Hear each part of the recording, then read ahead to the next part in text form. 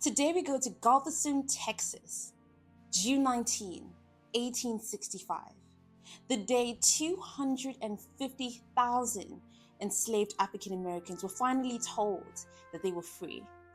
This is more than 2.5 years after the Emancipation Proclamation was signed. This is the story of Juneteenth. On January 1st, 1863, in the middle of the Civil War, President Abraham Lincoln issued the Emancipation Proclamation, declaring all enslaved people of the Confederate States forever free.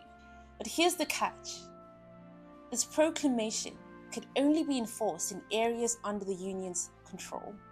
That meant places like Texas, far from the reach from Union troops, and full of slaveholders fleeing from other parts of the South, held onto slavery like nothing had changed. By 1865, the enslaved population in Texas had swelled to over 250,000. Freedom had been declared, but not enforced. Fast forward to June 19, 1865, Union's Major General Gordon Granger marched into Galveston, Texas, with 2,000 federal troops. Standing before the city, Granger issued General Order No. 3, which read, in part, "The people of Texas are informed that in accordance with the proclamation from the Executive of the United States, all slaves are free. This involves an absolute equality of personal rights and rights of property between former masters and slaves."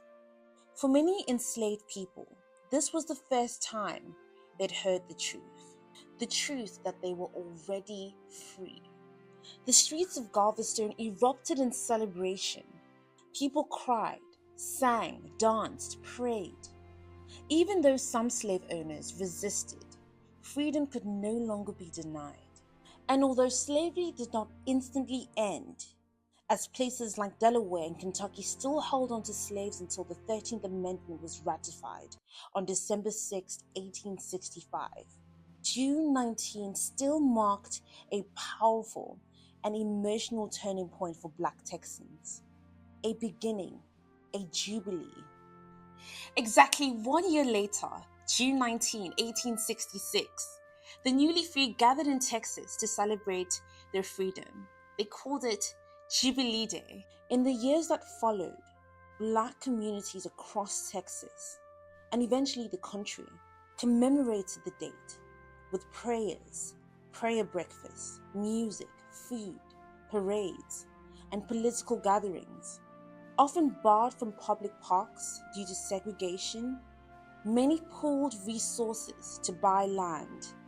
Places like Emancipation Park in Houston and Booker T. Washington Park in Limestone County, which hosted tens of thousands of attendees. By 1890s, the celebration started to be called Juneteenth, a blend of June and 19. The term started to be used more commonly and even started appearing in newspapers by 1891.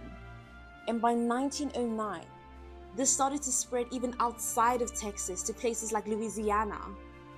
But as the Jim Crow laws took hold and African Americans were disenfranchised across the South, many Juneteenth celebrations declined. The younger generation, further removed from slavery, faced economic hardship and cultural pressure to assimilate. But the spirit of Juneteenth never disappeared. During the civil rights movement of the 1960s, Juneteenth took on a new meaning. Activists wore Juneteenth buttons as a symbol for the long struggle for freedom. During the 1968 Poor People's Campaign, June 19 became a day of solidarity.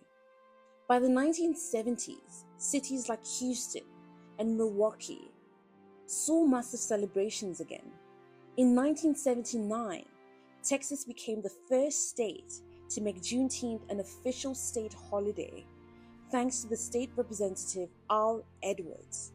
His annual celebration at the historic Ashton Villa included a reenactment of Granger's proclamation, a prayer breakfast, and a community celebration, traditions that continue even after his passing in 2020. In the decades that followed, Juneteenth gained more attention, from TV shows like Blackish to the 2020 film Miss Juneteenth, to major corporations like Nike and Twitter offering paid holidays. The day grew in visibility. And finally, June 17, 2021, President Joe Biden signed legislation making Juneteenth a federal holiday. The bill is passed. Standing beside him was Opal Lee, also known as the godmother of Juneteenth. She spent decades working towards this very recognition. Juneteenth is not just about the past. It's a reminder of the long wait for justice, the years when freedom was declared, but not yet real. It honors the resilience of those who kept hope alive and the spirit of liberation burning bright. Freedom is nothing if you don't know that it's yours. Juneteenth shows us that the truth and justice cannot be denied or delayed forever. The courage of those who waited teaches us to keep fighting fearlessly and without giving up for ourselves, our community, and the future we deserve. As we celebrate Juneteenth, we celebrate more than just a moment in history. We celebrate the unstoppable power of truth and resilience and freedom that nobody can silence, even after 900 days. Well, that's it for today. Thank you guys so much for watching. If you liked this or if this video moved you in any way, feel free to like, share, subscribe, and also comment in the comment section so I know exactly what you feel. But until next time, as we share more stories that connect us closer to our roots,